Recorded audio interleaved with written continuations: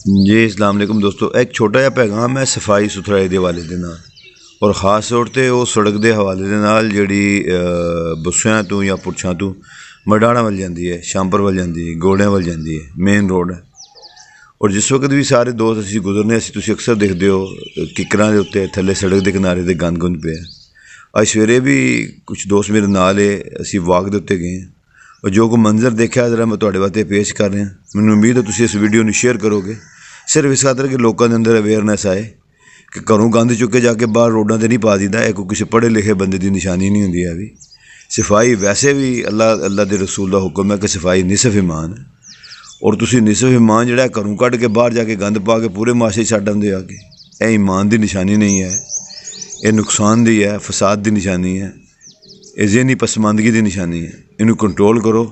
और ख़ास तौर पर वो फिर मैनू गल याद आ जाएगी, अगे मैं वो छोटे भाई साहब के नाल गल कर रहा सी, कहता हाँ जी जनानियां ने तरबियत करनी, बिल्कुल करनी है। ये डंडे मार के घरों मंगवाइया ने पैंपर, लंगोड़ नहीं बनदियां कि नैपी दे रैश हो जाएंगे, फलाना हो जाएगा, फलाना फलाना। और बई वो हो जाएंगे, उसका इलाज भी तो है। तो जे पैंपर इस्तेमाल करके उर्दू अंग्रेजी तुसीं बच्चों ने बोल रही है तो अगली तरबियत किन्ने करनी है। मेरा मेन पॉइंट भी यही है, इन्हां पैंपरां नूं ज़ाया करने का तरीका कार घरां दी सोचो।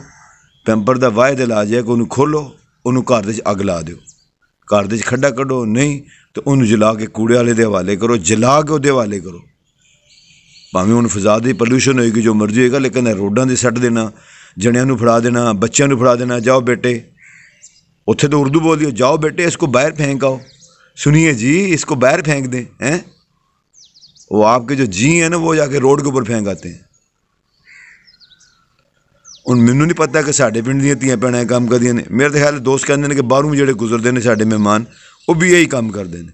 और खुदा का वास्ता जे तुसीं गुजरदे हो तो यह तोहफा दे के लंघदे हो कि असीं वो चौथे पिंड तो चुक्या ते और पुरछां दे रोड के किनारे ते आके सट्ट देना। मेरी कोशिश है कि जे जिस दिन कोई नज़र आ गया उन्होंने तो मैं फड़ के जुत्तियां मारांगा। दोस्तों ने भी कह दें कि पैंपर सड़दा नज़र आ गया तो तुसीं भी एहतियात करो। जरा मंजर देखो जरा सवेरे दी वाक दा ते कुछ इहदे ते गौरो फिक्र करो। अल्लाह तुहानूं हदायत देवे सारिआं नूं। यह दोस्तों जरा ध्यान करो, यह की वाला यह पैंपर यह तुसीं काम करदे साडे नाल। असीं सवेरे हुण वाक करन आना दा इस रोड दे उत्ते, यह सारा देखो तुसीं, यह साइडां दे उत्ते पैंपर, यह हुण तुसीं सट्ट के गए रोड दे उत्ते। मैनूं ख्याल नहीं आंदा हुण किहड़ा कोई किहनूं कवां बेशरम आदमी जिहड़ा हुण जिथे असीं चलदे जावांगे। हुण वो आफिस साहब ते भाई अल्ताफ अगे जा रहे हैं, एकदम मैं रुक गया। मैं भाई तुसीं चलो, मैं जरा पिछे पिछे आना। तुसीं इन्हां दी हालत देखो, यह साइडां ते देखो गंद, यह देखो यह गंद, यह गंद साडे वास्ते सट्ट के जांदे हो। यह रोड बनाने का नहीं सी मकसद कि तुसीं आके ना इहदे ते तुसीं गंद पाना शुरू कर दो। यह तको तुसीं हुण मेरा दिल मैं तुहानूं सारा विखांदा जां, यह दरख्तां ते भी टंगिया गंद, यह देखो तुसीं यह सारा गंद ही पांदे हो आके ते साडे वास्ते। ये आपू सारे ने सोचना है की करदे हो बह के। पिंड इस तरह साफ रहिंदे ने आके, अजाब बनाया तुसीं सारे लोगों ने। रोड की मिल गई जनाब दूसरे पिंडां दे, ए लो ए दरख्तां दे उत्ते भी छापर टंगे ने। किड्डा सोहना नक्शा तुसीं दस दो पिंडां दा आके कि असीं पढ़े लिखे लोग हाँ।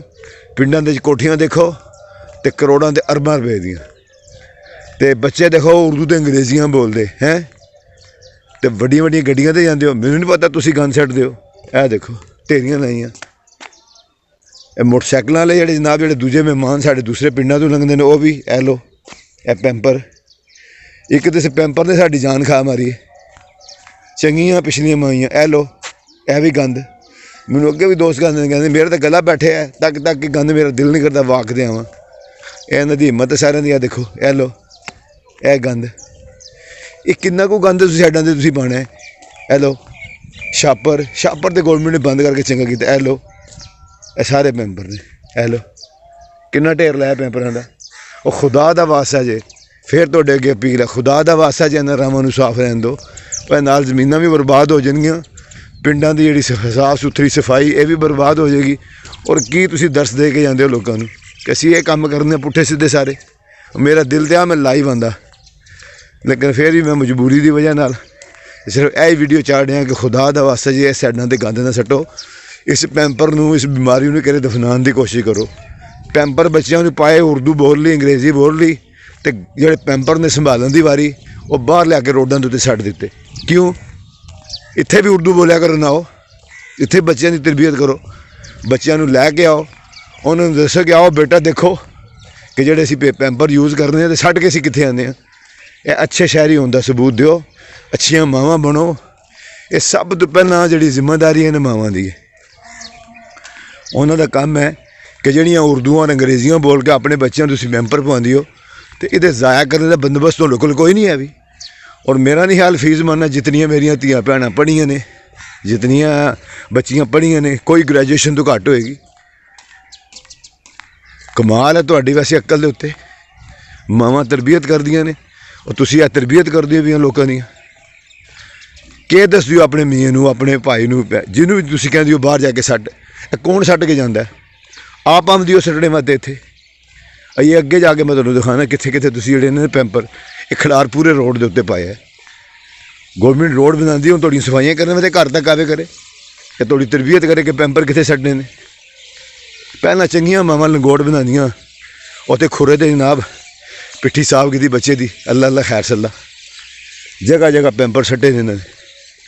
ਇਹ ਉਰਦੂ ਬੋਲਣੀ ਘਰਾਂ ਛੱਡੋ, ਬੱਚਿਆਂ ਨੂੰ ਤਹਿਜ਼ੀਬ ਸਿਖਾਓ ਆ ਕੇ, ਫਿਰ ਕਹਣਗੇ ਜੀ ਉਰਦੂ ਦੇ ਉੱਤੇ ਇਤਰਾਜ਼ ਆ ਗਿਆ। ਜਿੱਥੇ ਦੇਖੋ ਉੱਥੇ ਗੰਦ। ਇਹ ਲਓ, ਇਹ ਵੀ ਗੰਦ ਛੱਡਿਆ ਤੁਸੀਂ ਸਾਰਾ। ਇਹ ਕੀ ਕਰਦੇ ਹੋ ਸਾਡੇ ਵਾਸਤੇ? ਇਸ ਰੋਡ ਵਾਸਤੇ ਅਜ਼ਾਬ ਬਣਾਇਆ ਸਾਰਾ ਸਾਡੇ ਵਾਸਤੇ। ਕੋਈ ਖੁਦਾ ਦਾ ਖੌਫ ਕਰੋ, ਕੋਈ ਖੁਦਾ ਦਾ ਖੌਫ ਕਰੋ, ਕੋਈ ਖੁਦਾ ਦਾ ਖੌਫ ਕਰੋ ਤੁਸੀਂ ਪਲੀਜ਼। ਇਹ ਰੋਡਾਂ 'ਤੇ ਗੰਦ ਪਾਉਣਾ ਬੰਦ ਕਰੋ।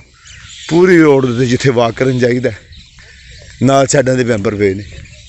ਇਹ ਮਾਵਾਂ ਅੱਗੇ ਸਪੈਸ਼ਲ ਅਪੀਲ ਹੈ, ਬੱਚਿਆਂ ਨੂੰ ਪਵਾ ਲੈਣੇ ਪੈਂਪਰ ਅਤੇ ਉਹਦੇ ਤਲਫ ਕਰਨ ਦਾ ਬੰਦੋਬਸਤ ਘਰਾਂ ਦੇ ਅੰਦਰ ਕਰੋ।